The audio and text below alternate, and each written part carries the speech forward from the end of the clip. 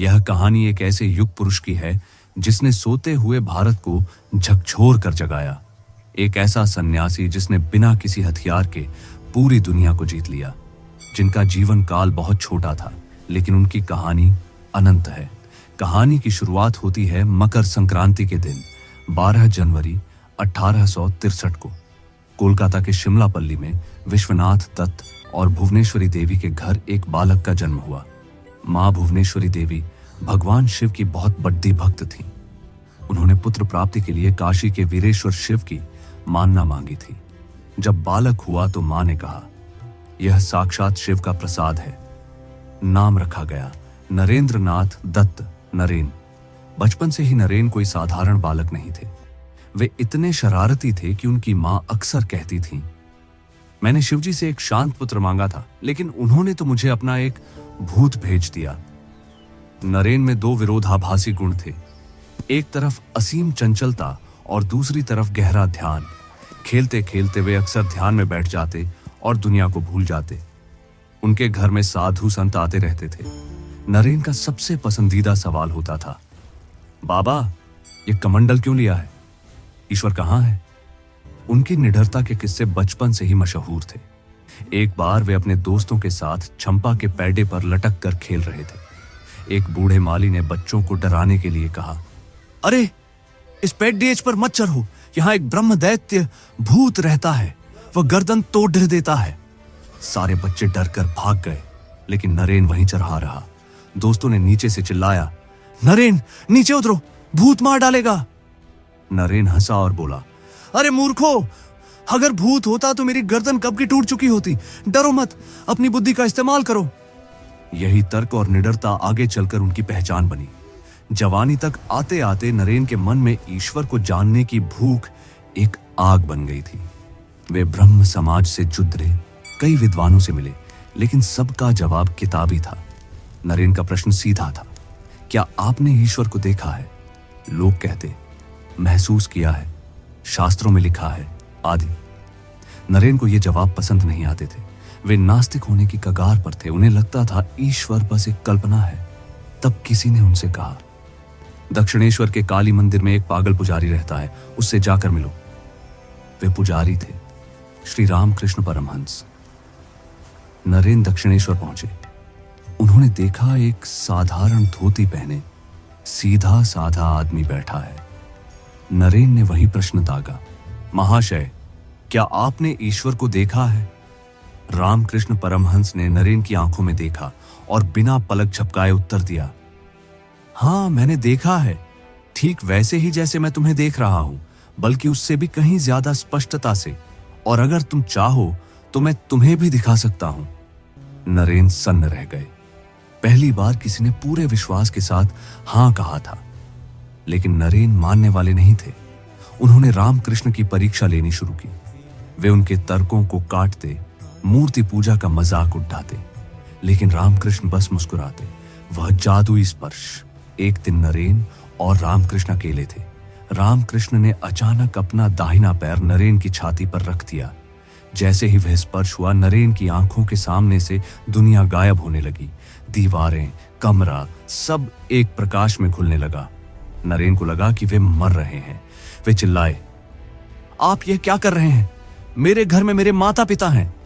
रामकृष्ण हंसे और बोले, अच्छा अभी रहने दे, समय आने पर सब होगा। उस एक स्पर्श ने नरेन को बदल दिया।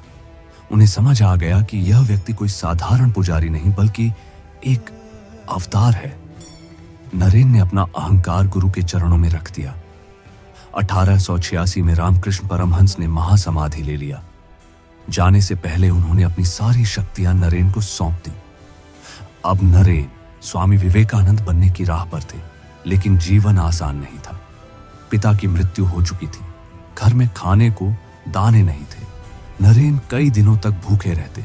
कभी कभी वे घर पर झूठ बोलते, मुझे दावत का निमंत्रण है, ताकि उनके हिस्से का खाना उनकी मां और भाई बहनों को मिल सके। इस गरीबी ने उन्हें एक बद्धी सीख दी, खाली पेट धर्म नहीं सिखाया जा सकता। उन्होंने संन्यास लिया और घुमक कद्दिया हौज साधु बनकर पूरे भारत की यात्रा पर निकल पड़े। वे राजाओं के महलों में भी रहे और दलितों की झोपड़ियों में भी। उन्होंने देखा कि भारत सोने की चिट्ठियां नहीं बल्कि भूख और अंधविश्वास का गुलाम है। अलवर के राजा का किस्सा, मूर्ति पूजा का रहस्य। यात्रा के दौरान वे अलवर, राजस्थान के राजा मंगल सिंह के दरबार में गए। राजा अंग्रेजों के प्रभाव में था। राजा ने कहा, स्वामी जी, मैं मूर्ति पूजा नहीं मानता, यह तो बस पत्थर है। विवेकानंद जी ने कमरे में लगी राजा की एक तस्वीर की ओर इशारा किया और दीवान से कहा, इस तस्वीर पर थूकिए। दीवान घबरा गया। स्वामी जी, यह हमारे महाराज का चित्र है, मैं इस पर कैसे थूक सकता हूं? विवेकानंद जी बोले, क्यों? यह तो बस एक कागज का टुकड़ा है, इसमें न तो राजा की हड्डियां हैं न मांस, थूकिए इस पर। राजा को समझ आ गया।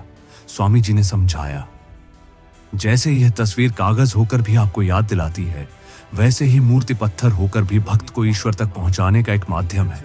हम पत्थर नहीं पूजते, हम उस पत्थर के भीतर बसे ईश्वर को पूजते हैं। चलते चलते स्वामी जी भारत के अंतिम छोर कन्याकुमारी पहुंचे। सामने विशाल हिंद महासागर था। वे समुद्र में कूद पड़े और तैरकर एक चट्टान पर पहुंचे। वहां वे 3 दिन और 3 रात तक भूखे प्यासे ध्यान में बैठे रहे। वहां उन्हें बोध हुआ, भारत को जगाने के लिए मुझे पश्चिम जाना होगा। वहां के विज्ञान और धन की मदद से मैं भारत की गरीबी मिटाऊंगा और बदले में उन्हें भारत का आध्यात्म दूंगा। उन्हें पता चला कि अमेरिका के शिकागो में एक धर्म संसद होने वाली है। उनके पास पैसे नहीं थे। उनके शिष्यों और खेतद्दी के राजा ने चंदा इकट्ठा करके उन्हें टिकट दिया। एक गेरुआ वस्त्रधारी सन्यासी, जिसके पास न कोई परिचय पत्र था न निमंत्रण, वह पानी के जहाज से अनजान देश की ओर निकल पड़ा। अमेरिका में स्वामी जी को बहुत कष्ट झेलने पड़ता है। वे ठंड से ठिठुरते थे। कई बार वे मालगाड़ी के डिब्बों में सोए। लोग उनके कपद्धों का मजाक उठाते। धर्म संसद शुरू हुई। वहां दुनिया भर के बड्ढे बड्ढे धर्मगुरु अपनी तैयार की हुई स्पीच लेकर आए थे। 11 सितंबर 1893 विवेकानंद जी का नंबर सबसे अंत में आया। वे नर्वस थे। उन्होंने मां सरस्वती को याद किया। जैसे ही वे मंच पर खड़े हुए, उनके चेहरे का तेज देखकर हॉल शांत हो गया। उन्होंने पारंपरिक संबोधन लेडीज एंड जेंटलमैन नहीं कहा। उन्होंने दिल से कहा, अमेरिका के मेरे भाइयों और बहनों। ये शब्द बिजली की तरह दौड़ गए। हॉल में बैठे 7000 लोग अपनी कुर्सियों से खड़े हो गए। 2 मिनट तक तालियां बजती रहीं। यह अपनापन, यह प्रेम पश्चिम ने पहले कभी नहीं देखा था। उसके बाद उन्होंने जो भाषण दिया, उसने दुनिया को बता दिया कि हिंदू धर्म संकीर्ण नहीं बल्कि विशाल समुद्र जैसा है, जो सभी धर्मों को अपने में समा लेता है। अगले दिन अमेरिका के अखबारों ने लिखा, इस व्यक्ति को सुनने के बाद लगता है कि भारत जैसे ज्ञानी देश में धर्म प्रचारक भेजना हमारी मूर्खता है। स्वामी जी केवल एक वक्ता नहीं थे, वे एक सिद्ध योगी थे।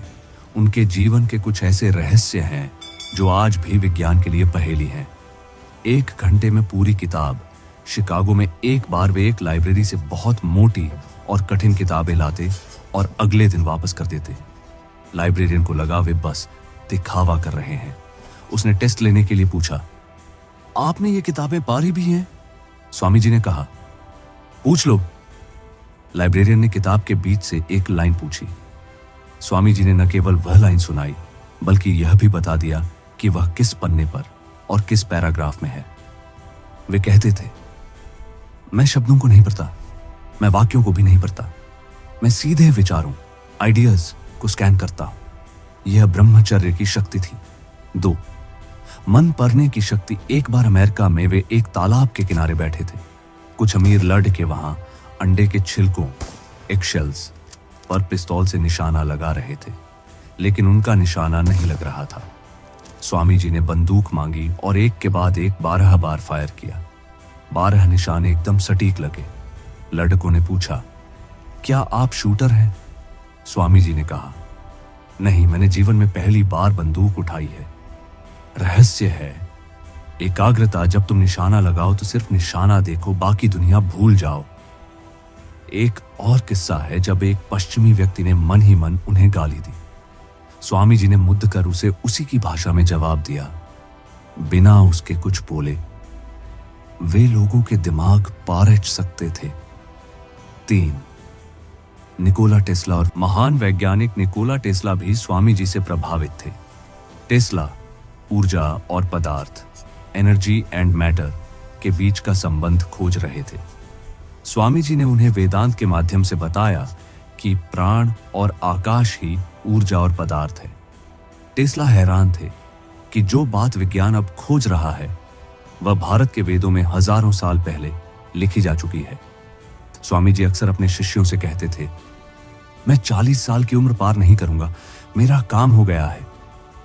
वे शरीर से बहुत बीमार रहते थे। उन्हें दमा, डायबिटीज और न जाने कितनी बीमारियां थीं। वे कहते थे, यह शरीर एक पिंजरा है जो अब इस आत्मा को रोक नहीं पा रहा। 4 जुलाई 1902, अंतिम दिन का रहस्य। यह दिन बहुत सामान्य था। स्वामी जी बेलूर मठ में थे। वे बहुत खुश और शांत थे। सुबह उन्होंने शिष्यों के साथ 3 घंटे ध्यान किया। दोपहर में उन्होंने पाणिनि व्याकरण पर क्लास ली और खूब हंसी मजाक किया। शाम को वे अपने कमरे में गए और शिष्यों से कहा, मुझे डिस्टर्ब मत करना। वे पद्मासन में बैठ गए, गंगा नदी की तरफ मुंह करके। रात के 9:10 पर उन्होंने एक गहरी सांस ली, फिर दूसरी, और फिर उनका शरीर शांत हो गया। डॉक्टर्स ने कहा कि उनके दिमाग की नस फट गई थी, लेकिन योगियों ने देखा कि उनकी आंखें खून से लाल हो गई थी और नाक से रक्त की एक बूंद निकली थी। यह योग शास्त्र में ब्रह्मरंध्र भेदन है। एक योगी जब अपना कार्य पूरा कर लेता है तो वह अपनी प्राण ऊर्जा को रीढ़ की हड्डी से ऊपर चढ़ाते हुए सिर के सबसे ऊपरी हिस्से को फोड़कर बाहर निकल जाता है। स्वामी विवेकानंद ने महासमाधि ली थी। उन्होंने स्वेच्छा से शरीर त्यागा था। उस समय उनकी उम्र थी 39 साल 5 महीने और 24 दिन। उनकी भविष्यवाणी सच हुई। उपसंहार, वह आज भी जीवित हैं। स्वामी विवेकानंद ने हमें सिखाया कि उठो, जागो और तब तक मत रुको जब तक लक्ष्य की प्राप्ति ना हो जाए। उन्होंने कहा था, आप मुझे एक कमजोर शरीर में देख सकते हैं, लेकिन जब मैं मरूंगा तो मैं और भी शक्तिशाली हो जाऊंगा। मैं सूक्ष्म रूप में हर उस युवा के साथ रहूंगा जो भारत के लिए कुछ करना चाहता है। सुभाष चंद्र बोस उन्हें अपना आध्यात्मिक गुरु मानते थे। गांधी, टैगोर, टेस्ला सब उनसे प्रेरित थे। आज भी जब कोई युवा हताश होता है तो विवेकानंद की वह तेजस्वी तस्वीर और उनके शब्द उसे खड्डा कर देते हैं। वे भारत के वह सूर्य थे जो कभी अस्त नहीं होगा। नमन है उस वीर सन्यासी को